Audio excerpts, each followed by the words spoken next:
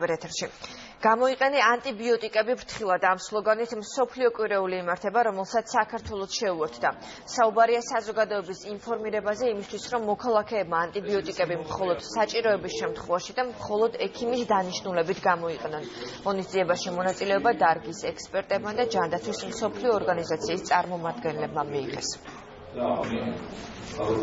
უნდა დავნიშნოთ ანტიბიოტიკები ძალიან ფრთხილად, არ უნდა დაინიშნოს ის ყველანაირი ინფექციაზე, მათ შორის ვირუსულ გრიპზე, რომელიც ალბათ მოგეხსენებათ ახლა სეზონი იწყება, რომ ისინი ვირუსებზე არ მოქმედებენ და რაც თავარია, ვიცოდეთ, რომ ანტიბიოტიკების ხშირმა გამოყენებამ შეიძლება და არასწორმა გამოყენებამ გამოიწვიოს რეზისტენტობა, რომელიც უფრო დიდი პრობლემა შეიძლება გამოდგეს ადამიანისთვის, პაციენტისთვის, ვიდრე ის ძირითადი დაავადება, რომლის გამოც მას ანტიბიოტიკს უნიშნავთ.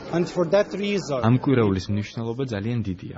გვინდა გავაფრთხილოთ სამედიცინო პერსონალი, რომ მხოლოდ საჭიროების შემთხვევაში დანიშნონ ანტიბიოტიკი და ვთხოვოთ საზოგადოებას, რომ მხოლოდ ექიმის მიერ დანიშნული მედიკამენტები მიიღონ. ამას თუ არ გააკეთებენ, საფრთხის ქვეშ აყენებენ საკუთარ თავსაც და ახლობლებსაც. ვინაიდან თუ ანტიმიკრობული რეზისტენტობა განვითარდა, ხელს შეუშლის საბაზისო ინფექციების მკურნალობას.